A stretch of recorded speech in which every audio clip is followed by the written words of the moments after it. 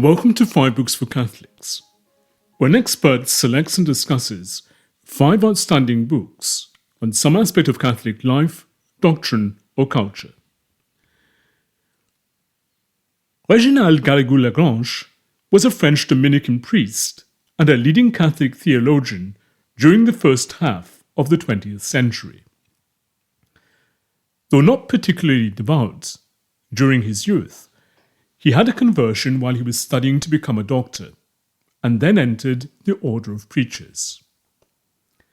During his early years as a priest and professor, he witnessed the introduction of the anti-clerical laws in France and the unfolding of the modernist crisis within the Catholic Church. His superiors assigned him to teach at the Dominican House of Studies in Le Salchois, Belgium, and then at the Pontifical University of St. Thomas Aquinas in Rome, where he would remain for the rest of his life. Committed to the thought of St. Thomas Aquinas and the neo-scholastic method, he wrote extensively on a wide range of theological subjects, and was known for his trenchant opposition to modernism and certain aspects of the so-called Nouvelle Théologie. Perhaps he is best remembered, however, for his widely read writings on the spiritual life. In them, he combined the teachings and guidance of St. Thomas Aquinas with those of St. John of the Cross.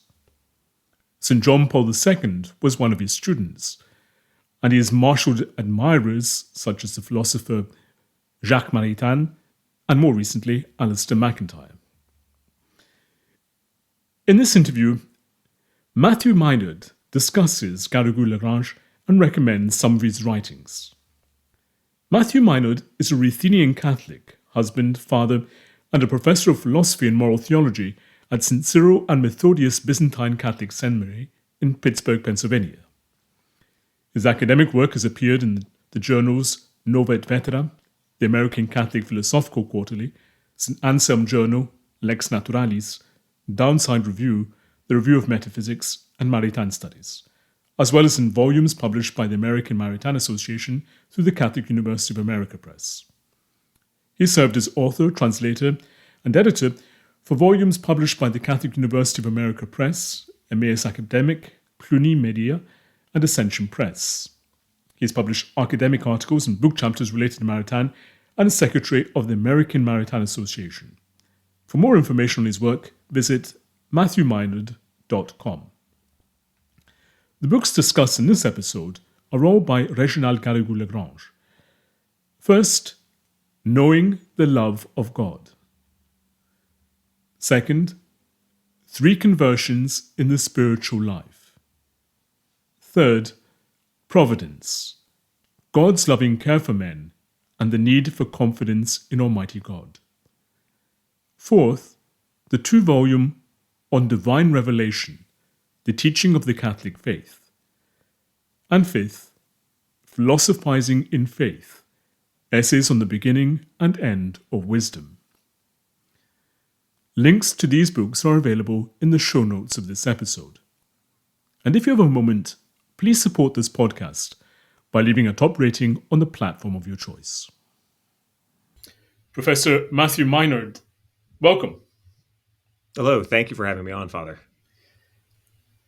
To begin, what were the main events in the life of Réginald Garrigou-Lagrange? So basic dates for Father Garrigou-Lagrange, which I'm sure will be in the email you send out with these texts as well, but are 1877 to 1964. So he's a figure that sort of straddles the post-Vatican I period up through just before the Second Vatican Council.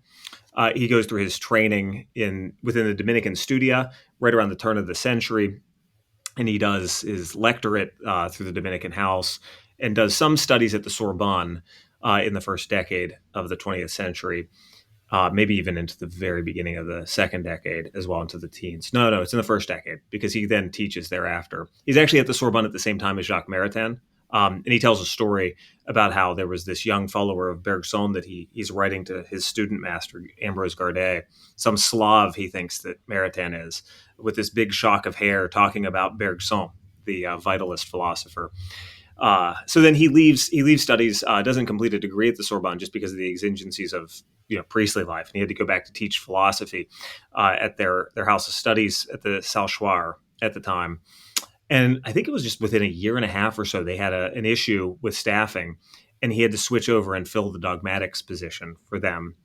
And during that time, he writes several texts that are in the midst of the modernist crisis going on in the aftermath of the encyclical Pascendi Dominici Gregis, that puts him on the radar of the Master General, who takes him to Rome, where he then teaches at the Angelicum, the Pontifical University of St. Thomas Aquinas, for about 50 years.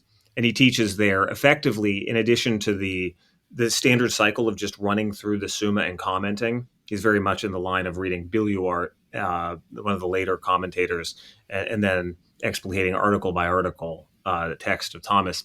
He teaches fundamental theology, especially on Revelation. Very famously taught a course on spiritual theology, which was very well attended even when he was an old man, into the 1950s. He'd fill the main hall of the Angelicum. And I guess he also taught as well, basically, the philosophy class on metaphysics.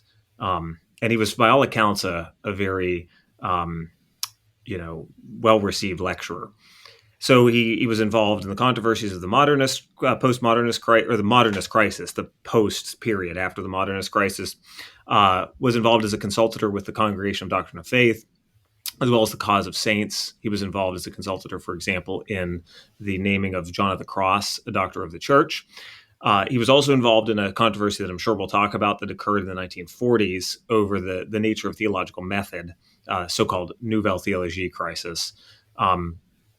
And he was the director of just a huge host of dissertations. I just had someone look into this. He was directing 4 or 5 license level theses or doctorates every year, sort of cycling out. And they were shorter a little bit back then. But so those are just sort of your basic guidelines there. End of his life, last couple of years in the early 60s, his faculties began to decline. He apparently was aware of this happening, by all accounts, actually accepted it in a very holy manner, at least as reported by the Dominican Marie Roser Gagnabe, who was at his side at the time. So that's just at least giving a temporal overview. His life intersects with all sorts of persons, though, in this period. You've translated several of Garrigou-Lagrange's works and collections of his articles. What drew you to this passion project? Yeah, passion project, accident. I always feel like I tell this story, which it seems insane because I've done 3 of the normal size books, the book on the Nouvelle Théologie, the big De Revelatione. It started because my venerable dissertation director, who I hold in great veneration, Timothy Noon, however, did not always answer emails quickly. And so I had sent him 2 chapters of my dissertation. And what do you do when you're waiting for a response? You translate a book. And which I'm saying that in jest, I picked up a copy of the Sense of Mystery, and I was reading it in French, Le Sens du Mystère by Garrigou. And I just was so struck by it because I had actually been influenced by Maritain, which I was on here to discuss maybe 2 years ago, some of the kind of works to recommend by Jacques Maritain. And I knew always that they had been very close to each other, that Maritain, even in the midst of certain significant differences over politics, that they had remained. He had retained a veneration for Garrigou, but I just never realized how much indebted. I mean, I knew it, but I didn't really see it until then. How indebted Maritain and Yves Simon, and even to a kind of living teacher at the time of mine, John Dealey, were to that line of Thomism. And I found the book to have a spirit that didn't quite match what I heard about Garrigou, being a sort of rigid conservative, backward-looking guy who taught in Rome and was always on the hunt for heresy, that I just got interested and started translating. And then it just kept going. Like all of it. Everything that I did, all the translations I've done have been an accident based on that decision made before I had kids. So that's how I think projects normally happen. Yeah. And over the last couple of decades, 2 Dominicans have written intellectual biographies of Garrigou-Lagrange. One is Richard Petticoat's The Sacred Monster of Thomism. The other is Aidan Nichols' Reason with Piety, Garrigou-Lagrange in the Service of Catholic Thought. Are these good studies of his life and thought? They're good introductions on the whole. I mean, introductions always sort of are missing things. I think we are still waiting for a full biography to be written, and I think some of that needs to be just as the dust settles with some of the controversies that he got involved in the 1940s. I mean, some of the bad feelings of that have finally started to dissipate. But Petticord gives you a nice general overview of how he became a Dominican, some of the influences from his teacher Ambrose Gardet.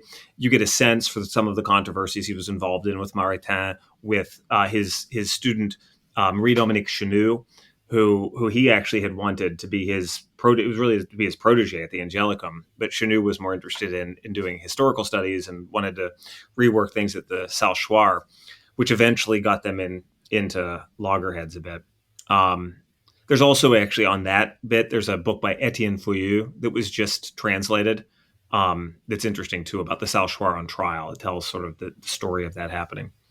Nichols gives you at least something of an introduction to some of the main themes intellectually. It's more of an intellectual biography, in the style that Father Nichols often does, right? That it's more intellectual history. Though many have supposed Garrigou-Lagrange outdated, there has been a revival of interest in his works over the last couple of decades. Does he merit this renewed interest if he is in fact outdated? Yeah. So I think so, and it's I guess it's now that he's become in a sense like an old friend. It's like I'm going to defend my master. I've learned so much from him. I'm very convinced of this too. I think that although temperamentally, as Maritain even said, Garrigou was a man in many ways detached from sort of the flow of the world. Very much a detached Roman professor, and that's kind of cohering with a conservative piece of his own temperament. I mean, that he very much is conservative in a sense. Although you see the younger Garrigou is a little bit more exploratory. Nonetheless, I think that there's a kind of living Thomism that's in seed in him that is precisely what either Maritain or even folks who would have been a little bit younger at the Revue Thomiste in the 40s, examples of which would be Michel Labourdette or Marie-Joseph Nicolas, or also his brother, Jean-Hervé Nicolas, in various ways, to various degrees. And Charles Journet is actually in this line too, that they saw in the Thomism that Garrigou offered, because it wasn't the sort of historical study Thomism, sort of to situate Thomas historically and to understand the context of his thought, etc., but to be engaged in the later Thomist literature gives you a habit of mind for engaging questions that are new and that have come up. Now, in the case of Garrigou, which makes him very different, for instance, from, yes, Maritain, but also Journet, Garrigou's a little bit more concerned with defending his Dominican flank. So it's a kind of engagement that also is defensive of the positions of the Dominican school. And I think that as a mixture of being a Dominican, being conservative by temperament, the effects of the modernist crisis make him a bit. It does, it dates him. He's a writer from the past, but we could say that every writer from the past is dated in that sense. But there is a living Thomism, and you do sense it in his texts, because you'll sense in any place where it's not purely defensive, which is much of his text, there's an engaging mind here. So, for instance, his closest thing to being a manual is really not a manual de Revelazione, because all of a sudden he'll open up in a footnote that spans a page and a half, because he doesn't want to just give a little summary. He wants to think through some things he had been reading in 1915 or whatever. And so there's a real engagement there. And I think it teaches one a kind of gives you the muscle memory of how to do a kind of engaged Thomism that I think is the same that Maritain and others had. I'm very convinced of that if we divide the world up, in the end, you have a kind of camp of historicists that are more like Gilson, and you have a camp that's more in this, kind of living Thomism that still is kind of tapped into the older scholastic debates. And it's just, there's some variation in there. And that latter camp has numbers Garrigou in it, but also Maritain. You've mentioned that Garrigou-Lagrange was conservative by temperament and outlook. He supported what would now be considered what were right-wing figures. Mm-hmm. Action Française, Franco during the Spanish Civil War, Pétain's Vichy regime. And in the case of Franco and Pétain, each of these heads of state committed morally reproachable actions. Mm-hmm. Can we put his support for these right-wing figures down to to questionable theses in his political thought? Yeah, it is a good question. So he doesn't come across in his political thought maybe the same way as someone like Cardinal Bio, who taught at the Gregorianum. If you read Bio's critiques of liberalism or things related to the church-state relationship, there's a certain kind of political rigidity that's even a little bit more than Garrigou. And I think that a certain kind of French monarchism as well influences him because you see it come through in his writing.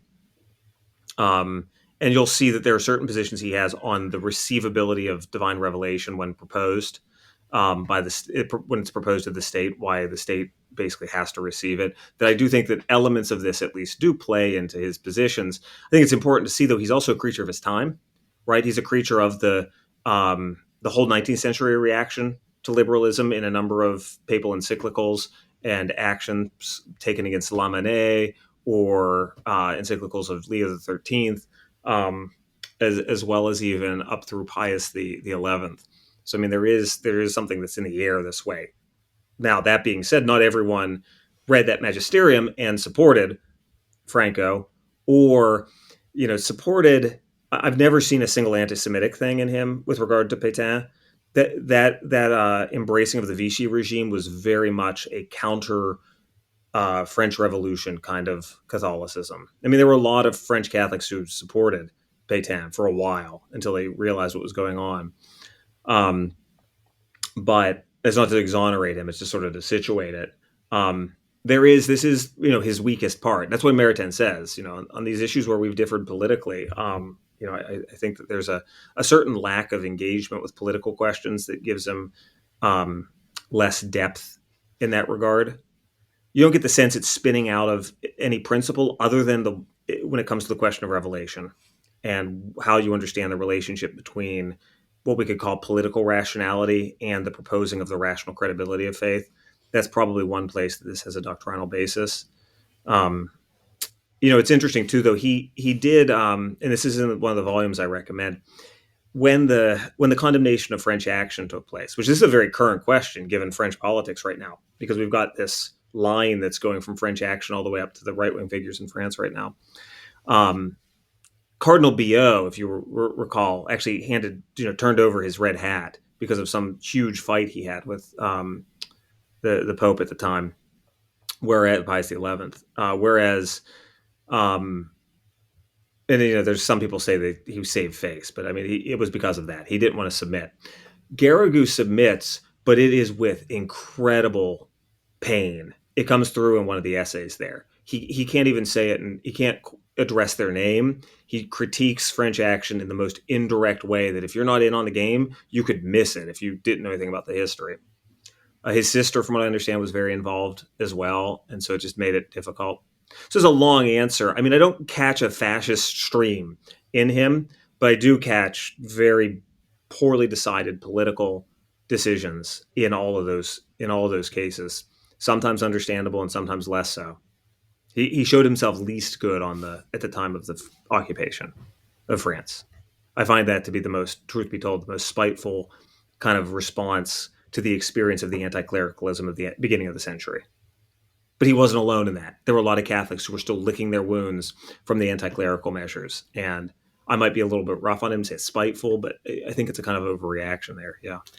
And I think a lot of people don't know how radical and severe the anti-clerical measures were. You had congregations being turned out of the country, the whole school system being taken away from the church and replaced with... He did his formation, right? Well, that my thumb just went up on the video. He did his formation in Belgium because they had to be pushed out his province where they could have their house of studies. Yeah. Garrigou-Lagrange was a disciple of St. Thomas, and as you've noticed, he belongs to a certain tradition of Thomism.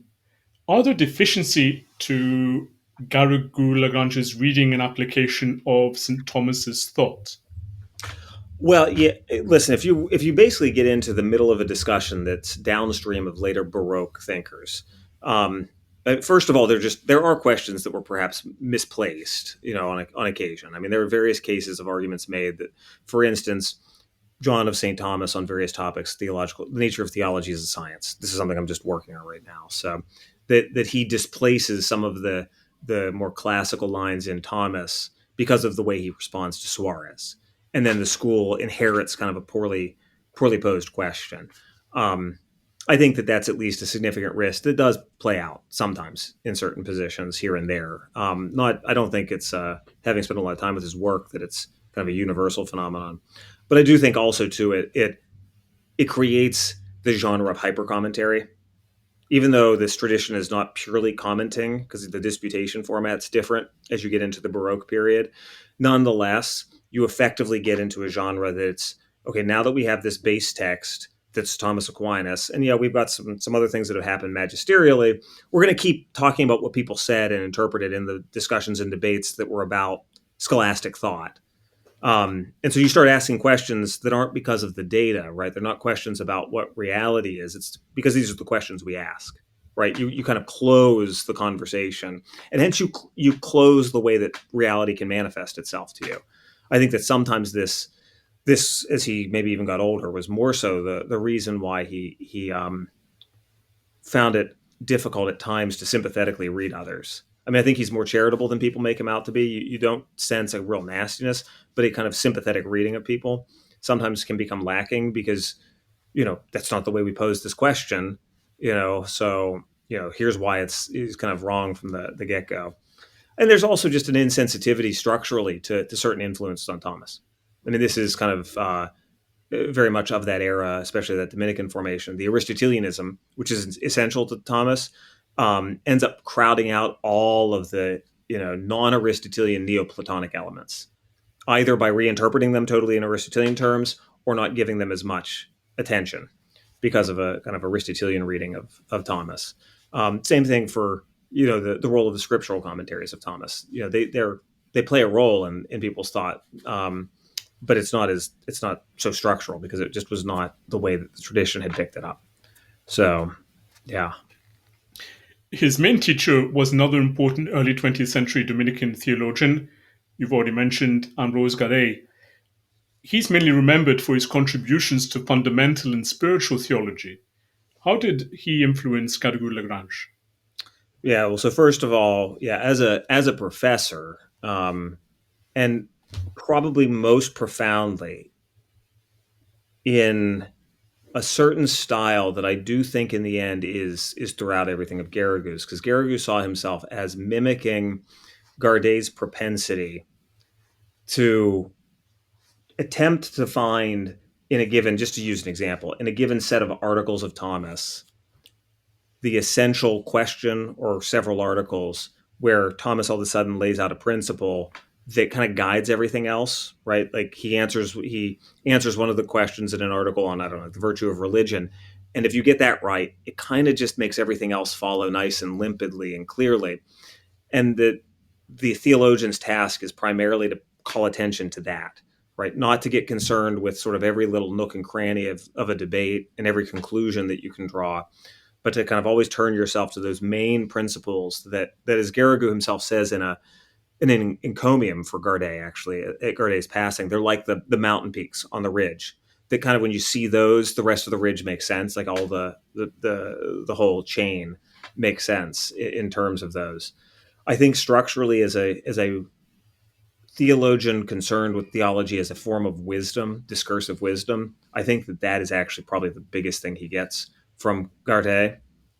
And then there's some cross-pollination that happens on some of the questions of like credibility, and the nature of apologetics, and they're both writing on that. So he definitely inherited from Gardet on some of that, but Gardet also was reading his student, who was a young professor at the time.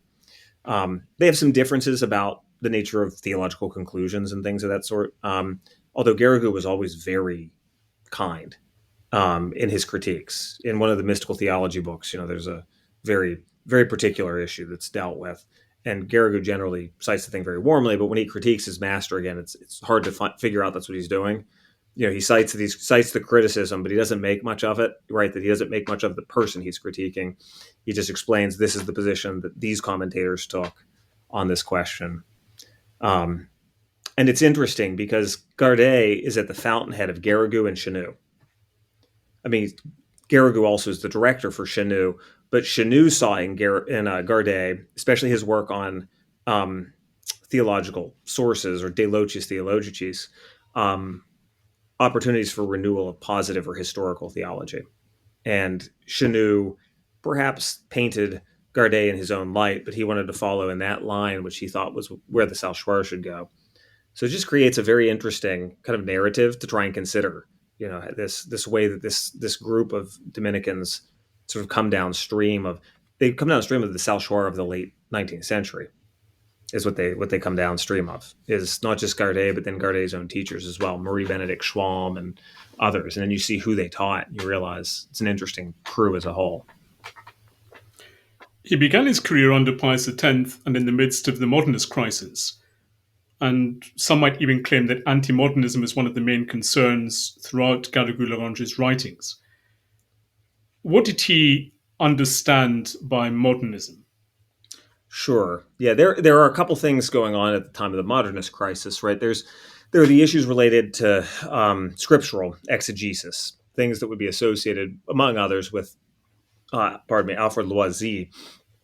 But in particular for Garrigou, and this is where you do find this theme that kind of comes up whenever he gets into a certain philosophical mode, especially in his writing, the mind's ability to know God in a way that's actually demonstrative and not just, a kind of probabilistic gesture toward a first cause, but in a true and certain and scientific way, is incredibly important for him as a kind of preamble for the possibility of faith. And so you'll feel him getting into these epistemology and metaphysics debates with certain figures. And what's motivating that above all is certain condemnations in Pascendi and the syllabus attached to it, Lamentabile Sane Exitu. So there's that element of what we could think of as, for lack of better terms, natural theology or metaphysics applied to knowledge of God as first cause of being. And then on the other side is, this is the thing that kind of pops up every so often, but it's what he's most known for. And people, I think, they think it's everywhere in him, but it's more like it's at the beginning and the end of his life in a very strong way. Whether it's aimed, directly at someone like George Tyrrell or someone else or others, Sabatier, a theory of doctrinal, both dogma itself and dogmatic development, that thinks of faith kind of like a religious sentiment that is most powerful in Catholicism, but is perhaps even something that all humans have insofar as God is moving the souls of people to know something about him and to move toward him. A theory that holds that that's the essence of what faith is, and that dogma and dogmatic development is nothing other than a kind of mythical symbolism that tries to put words on the ineffable mystery of God. Some version of that. Like wherever he smells that, he sees the condemnations that are explicitly condemnations of that sort of theory in Pascendi. And so early in his career, he actually writes the book. It got translated as Thomistic Common Sense. There are good reasons that the word Thomistic should not be there, because the point of the book is that it's sens commun, it's common sense. This is pre-philosophical rationality is what it's about. I don't argue with presses when they want to come up with titles to sell books. But the point of that book actually is not just, kind of defense of epistemology. It's about dogmatic development. And he's places himself into these questions of what's a sound understanding of dogmatic development. And that's because of this element of the modernist crisis. And that will continue to put him in the 30s. He starts getting vexed again at loggerheads with, for instance, Maurice Blondel, with whom he exchanged many warm letters. They've been put together by some Albanian or something, put together the French letters. Cited. I have it cited somewhere. And they got a warm correspondence, but he was always basically publicly critiquing Blondel. And then I'm sure we'll talk about it. This is what led to the Nouvelle Théologie crisis between 1946 and 1949 or 1950, leading up to Humani Generis. It's this theory of dogmatic development that seems vitalistic. Again, religious sentiment is really kind of this nameless sense of the mystery of God and his revelation that we can have, and that we can at best only gesture toward it in kind of mutable truths that have no foundation.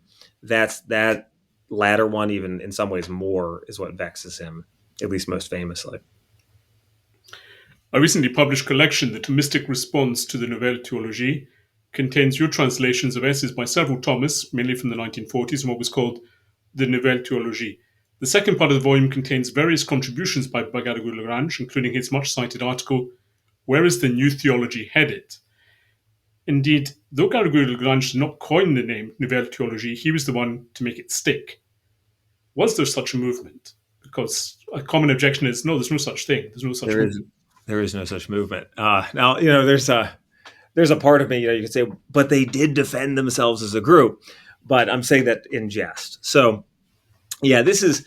So I apologize. I feel like my dissertation director once said, all of our economic growth right now goes back to the 12th century expansion of European economy. And, there's like one story. So I feel like I'm always reaching back. But you have to see that brewing in the 1930s, there was already these questions about dogma and revelation that had started getting the Holy Office of the Index from about, I think, 1937 onward, itchy. This is where a condemnation of one of the works of Chenu that was privately circulated got on the index, work by Louis Charlier on the nature of theological science. So there's an edginess about what's going on, already going on both in the official arms of Rome as well as within the universities. So the best account, actually, of what unfolded or transpired is one of the chapters by Father Michel Labordette, half generation or generation younger than Garrigou, the editor of the Revue Thomiste at that time. In that volume, as he closes out this confrontation that happened with the Jesuits at Fourvière, is what we're referring to, he tells a story of how it all happened. Doctrinally, the younger guys at Toulouse at the Revue Thomiste and Garrigou, they're kind of completely in agreement. Maritain is kind of shuttling he's functioning as ambassador for France to the Vatican, and he's also being like an ambassador between Garrigou and the younger Dominicans, trying to soften this debate. The Jesuits published a series of began their publishing of the very important series Sources Chrétiennes, right? It's like, I forget how many volumes now. These sources, patristic and early post-patristic authors, and a few other texts in original language at the time. They weren't critical yet, critical edition. They were just starting it, but eventually the texts were sort of handled that way, and then translation with notes, and the notes had a kind of anti-scholastic bias. And then on top of it, there's another series that's run by editorial staff that's connected called Théologie. And it has a number of monographs in it. So this study, I think Balthazar's study on Gregory, no, it may not have been, or Maximus. It's the one on Nyssa is in there, because he has one on Nyssa in there, as well as Daniel Liu has one in there. Corpus Mysticum, the important, even if I disagree with certain points, the important study about the relationship between the Eucharist and the Church by de Lubac is in there, his study on Origen. And Father Labordette sees this connection. He's reading it during the war. He's just letting the books come. He sees this connection of anti-scholasticism that's under the surface. And so when an article is penned by John Danielou, Labordette ends up writing an article about theology and its sources, a kind of review article about this. The main concern, even here, is primarily this anti-scholastic bias that he thinks he sees there. But it is, I think, there at some degree. There's a frustration that the young Jesuits are having with at least the scholasticism they received. One of the texts in that series, Théologie, gets the eye of Father Labordette. It's present in his articles, but it really gets the eye of Father Garrigou. And it's the ending chapters, setting aside even the critiques he might have about the other chapters, the ending chapter, should say, of the book Conversion et Grâce, Conversion and Grace, according to St. Thomas, written by a now not well known nowadays, at least sort of outside of theological circles, Jesuit, Henri Boyard. And Boyard basically, he has a famous line that keeps getting repeated by Garrigou about how I should remember it now, I should roll off my tongue. But a theology that's not up to date, is a dead theology, effectively. Now that's not what bothers Garrigou as much as the specific account that he gives of doctrinal development in which Boyard basically presents a theory where there are assertions that are precognitional, pre-notional, that the mind forms somehow in a way that's, you can feel in a way that's not conceptually articulable. You can feel other theories of dogmatic development that actually were akin to this later on. That then the mind asserts over the course of the church's history, and then the church in her discernment or theologians use certain concepts from the passing of history to express that assertion. And that breaking apart of basically what the Thomists would want to say is the judgment and its concepts, but the breaking apart of an assertion from its actual objective content basically puts Garrigou's teeth on edge. And that's what actually precipitates the debate. He has other things he gets into in some of those articles. He does talk a little bit about the questions of nature and grace that are going on in the book Ser Natural by de Lubac. But it's very clear from documentary evidence, actually, from Maritain, actually, writing to Journet after meeting with Garrigou, that Garrigou in his functions with the Holy Office at the time feels that the general concerns about those two series can't really be addressed, but he wants Boyard condemned, is what he sees it as a reviving of modernism, that second set of modernism that we talked about, that kind of dogmatic development aspect. So then the things unfold for about a 4 or 5 year period. It gets very heated. All the Jesuits who are involved at that period, even von Balthasar is still a Jesuit, but by the end of that period, he leaves the Jesuits. But you have Henri de Lubac, Danielou, Fessard, Boyard, and others. A number of their works are removed from the Jesuit studia at the action of the Jesuits themselves. They're removed from their teaching posts by the Jesuits themselves. And then the encyclical Humani Generis is promulgated by Pius the 12th in the aftermath. And although I'm not sure if Garrigou was actually as some have said, the ghostwriter for it, there's certain vocabulary terms that in the very niche world of my knowledge, I know are not his. He does not talk about the principle of sufficient reason, for instance. He has a different Latin expression he uses for that.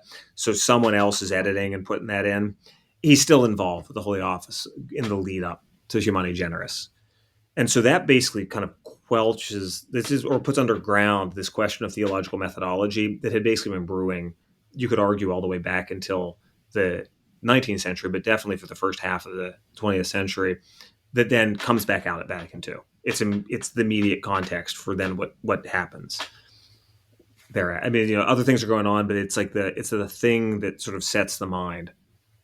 And hence the people who influence Vatican II, the more conservative ones, who are progressive in a certain way, but conservative, who found eventually Communio, the journal Communio, they see themselves as the inheritors who finally sort of have made their argument.